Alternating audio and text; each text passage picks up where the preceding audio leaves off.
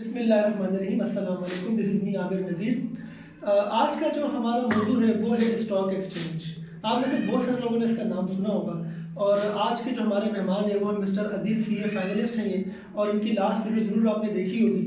अगर अभी तक आपने हमारी इसकी लास्ट वीडियो नहीं देखी है तो आप डिस्क्रिप्शन में जाके इसका लिंक ले सकते हैं और वहाँ से ये वीडियो देख सकते हैं। इसके अलावा अगर अभी तक आपने हमारे चैनल को सब्सक्राइब नहीं किया है तो आप हमारे चैनल को सब्सक्राइब करें ताकि मज़ीद वीडियोज़ आपको मिल सकें।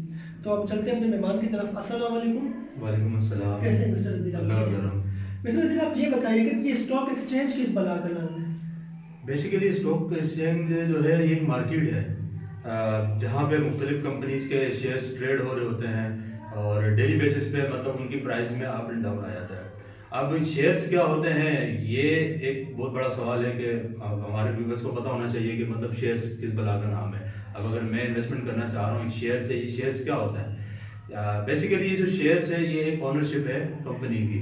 अगर आप किसी कंपनी में इन्वेस्टमेंट करते हैं तो आप उस कंपनी के शेयर्स खरीदते हैं स्टॉक मार्केट से। अब स्टॉक मार्केट पे जाने से पहले आप डायरेक्टली स्टॉक मार्केट के बाद जाके आप खरीद नहीं सकते, उसका भी एक प्रोसीजर होता है, उसके थ्रू आपको जाना पड़ेगा। अब मिसाल के तौर पे मैं इन्वेस्टमेंट करना चाह रहा हूँ किसी कंपनी में, तो सबसे पहले तो मुझे उस कंपनी को जांचने की ज़रूरत है कि यार वो कंपनी प्रॉफिटेबल है या नहीं है, और मतलब वेदर आई शुड इन्वेस्टमेंट और नॉट। तो उसके बाद फिर मैं ये सारी चीज़ें हैं, बहुत सारे फैक्टर्स हैं, उनको एनालिसिस करके तो उसके बाद मैं जाता हूँ स्टॉक मार्केट की तरफ। तो उसके बाद फिर मैं क्या करता हूँ, बेसिकली एक ब्रोकर होता है, अब ब्रोकर के पास जाता हूँ मैं। जैसे कि मैंने आपको कहा कि मतलब आप डायरेक्टली नहीं जा सकते स्टॉक मार्केट के पास, तो आपको ब्रोकर के थ्रू जाना पड़ेगा। ब्रोकर एक बंदा होता है, एक कंपनी होती है जिसे आप कह सकते हैं, जो कि लिंक बनाता है अपना कंपनी के जो शेयर होल्डर्स हैं उनका लिंक बनाता है किसके साथ? सामने वाले बंदे के पास। मिसाल के तौर पे ऐसे समझ सकते हैं, अगर मैं शेयर्स खरीदना चाह रहा हूँ, ठीक है, मार्केट से, तो अब मैं अपने ब्रोकर को बोलता हूँ कि यार मुझे इन्वेस्टमेंट करनी है पार्टिकुलर कंपनी में। तो अब वो मुझे बताएगा कि मतलब मैं कितने लॉट में शेयर्स उठा सकता हूँ एक कंपनी के। अब मुझे परचेज करने हैं, सामने एक बंदा है उसे सेल आउट करना है, तो वो जो ब्रोकर है उसका काम क्या है? हम दोनों को मिलाना। तो अब मैं खरीद रहा हूँ, सामने वाली पार्टी जो है वो खरीद रही है, तो हम दोनों का लिंक बनता है किसके थ्रू? ब्रोकर के थ्रू। और ब्रोकर के पास आपको जो है ना सर अकाउंट खोलना पड़ता है, और जिसमें मिनिमम जो मार्केट प्रैक्टिस चल रही है कि आपको 25,000 रुपये इनिशियली डिपॉजिट कराना पड़ता है, और उसी में से ही आपने इन्वेस्टमेंट भी करनी होती है। ऐसा नहीं है कि 25,000 आपने उसमें डिपॉजिट करवा दिया तो आप उसके आगे मतलब मजीद पैसा जमा कराएंगे तो उसमें से इन्वेस्टमेंट करेंगे, ऐसा नहीं है। तो आप उसी 25,000 रुपये में से ही इन्वेस्टमेंट शुरू कर सकते हैं अपनी। अच्छा, आप मुझे ये बताइएगा हमारे व्यूअर्स को कि एक आम आदमी किस तरीके से स्टॉक एक्सचेंज में इन्वेस्टमेंट कर सकता है। अगर किसी ने कुछ कॉमर्स वगैरह ना पढ़ी हो और वो ज़्यादा पढ़ा लिखा नहीं है और वो इन्वेस्टमेंट करना चाहता है, उसके पास 10 लाख रुपए पड़े हुए, तो वो किस तरीके से अपनी इन्वेस्टमेंट करेगा? ज़रा ये हमें डिटेल में बताइएगा। सर जैसा कि मैंने आपको बताया कि आप स्टॉक मार्केट के पास ज़्यादा मतलब डायरेक्टली नहीं जा सकते और आपको ब्रोकर के थ्रू जाना पड़ेगा। और सबसे पहले इन्वेस्टमेंट करने के लिए आपको बहुत सारे फैक्टर्स हैं जो कंसीडर करना पड़ते हैं। अब जितनी भी कंपनीज जो स्टॉक मार्केट में होती हैं वो लिस्टेड होती हैं, मतलब उनके शेयर जो है ना ट्रेडेड हो रहे होते हैं, और इनकी जो फाइनेंशियल स्टेटमेंट बनती है, फाइनेंशियल इन्फॉर्मेशन भी आप कह सकते हैं, वो आपको उनकी वेबसाइट से मिल जाएगी, या तो आप PSX की वेबसाइट से भी उठा सकते हैं उनसे। PSX की ये वेबसाइट है, PSX पाकिस्तान स्टॉक एक्सचेंज। पहले तो पाकिस्तान में 3 से 4 स्टॉक एक्सचेंज हुआ करती थी, लेकिन अब जो है ना एक ही स्टॉक एक्सचेंज है, पाकिस्तान स्टॉक एक्सचेंज।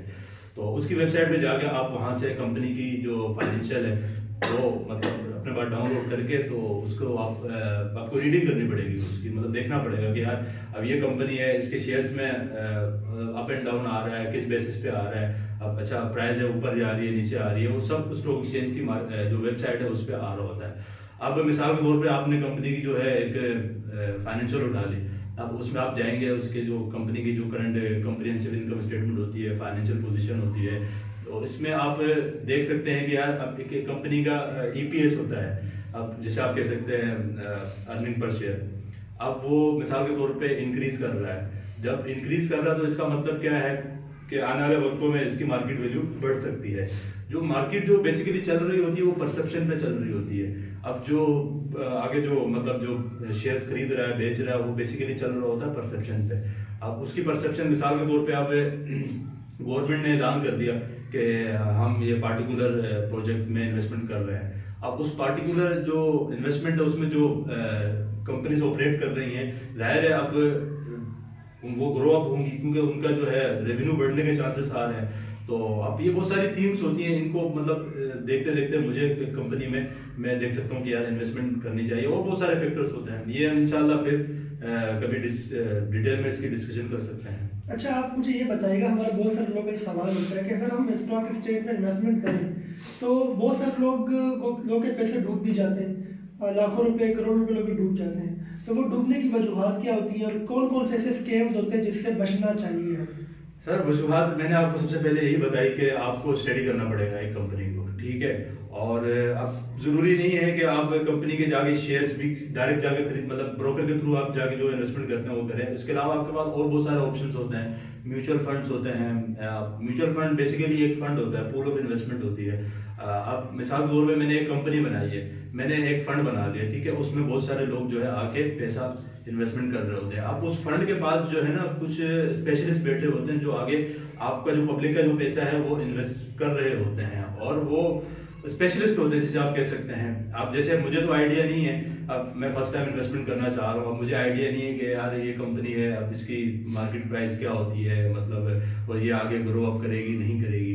तो उस केस में मैं क्या करता हूँ, म्यूचुअल फंड में जो थीम चलती है मार्केट में, तो मतलब मैं म्यूचुअल फंड में इन्वेस्टमेंट कर देता हूँ। अब वो एक फंड है, वो क्या करेगा, आपका पैसा लेगा, ठीक है, आपको आपका जो पैसा होगा वो आगे इन्वेस्टमेंट करेगा मुख्तलिफ कंपनीज में। अब मनी मार्केट भी होती है जैसे कि, और स्टॉक मार्केट भी होती है, और बहुत सारी मार्केट्स हैं, वो उसमें इन्वेस्टमेंट कर रहा होता है।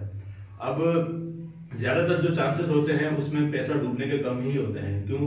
क्योंकि वो जो स्पेशलिस्ट बैठा है वो आगे मतलब आपकी इन्वेस्टमेंट ऐसी उठा के नहीं कर लेगा, वो बहुत सारे फैक्टर्स हैं उनको कंसीडर करेगा, उसके बाद वो पार्टिकुलर इन्वेस्टमेंट आपकी करेगा। अच्छा, एक बहुत ही इंपॉर्टेंट क्वेश्चन जो कि बहुत सारे लोगों के जहन में आता होगा, हमारे जहन में भी आता था जब हम न्यूज़ वगैरह देखते थे कि स्टॉक एक्सचेंज के इतने इंडेक्स बढ़ गए, इतने इंडेक्स कम हो गए। और इंडेक्स का बढ़ना अच्छी बात समझा जाता है और कम होना अच्छी बात नहीं समझा जाता, बुरी बात समझा जाता है हमारी इकोनॉमी के लिए। तो ज़रा इसका थोड़ा सा आप शॉर्टली बता दें कि ये क्या होता है और इसके हम किस बेसिस पे कहते हैं कि ये इंक्रीज़ हो गए या डिक्रीज़ हो गए? सर ये अब मार्केट में जो है ना, एक होता है 100 इंडेक्स, एक होता है 30 इंडेक्स। अब ये इंडेक्स जो होते हैं इसमें मुख्तलिफ कंपनीज आ रही होती हैं। अब इनकी जो कैटेगरी है ये मतलब PSX डिसाइड करती है कि किस पार्टिकुलर कैटेगरी में ये कंपनी आएगी, 30 इंडेक्स में आएगी, 100 इंडेक्स में आएगी। अब इनके बढ़ने और कम होने का चांसेस यही होता है कि अब मिसाल के तौर पे गवर्नमेंट जा रही है, एक इंसिडेंट ऐसा हो जाता है कि यार गवर्नमेंट चली गई हमारी, उसमें क्या होता है कि लोगों की परसेप्शन ये हो जाती है कि यार अब मार्केट जो है ना, अब वो पैसा निकालना शुरू कर देते हैं। अब वो ये समझते हैं कि यार नई जो गवर्नमेंट आएगी वो पता नहीं कैसे काम करेगी, उनको मतलब कुछ आइडिया नहीं होता। तो उसलिए क्या करते हैं, वो पैसा मार्केट से अपना निकाल लेते हैं। अब मिसाल के तौर पे अब मेरे पास शेयर पड़े हुए थे, ठीक है, अब मैंने तो इन्वेस्टमेंट की हुई है, अब मैं क्या करूँगा, उसको सेल आउट कर दूंगा, ठीक है, मतलब मैंने अपना पैसा मार्केट से विड्रॉ करवा दिया। और उस बेसिस पे फिर क्या होता है, बहुत सारे लोग ऐसे डिसीजन ले रहे होते हैं, तो फिर वो पार्टिकुलर जो मार्केट होती है, जो इंडेक्स होता है, वो नीचे आना शुरू हो जाता है। बहुत शुक्रिया मिस्टर अदील, उम्मीद है आपको हमारी ये वीडियो पसंद आई होगी। अगर आपने अभी तक हमारे चैनल को सब्सक्राइब नहीं किया तो आप सब्सक्राइब करें और बेल आइकन को प्रेस करें ताकि नोटिफिकेशन भी आपको हमारी आने वाली वीडियोस का मिल सके। और इस वीडियो को शेयर करें अपने दोस्तों के साथ, और इसके साथ ही हमें इजाज़त दीजिए। अल्लाह हाफिज़।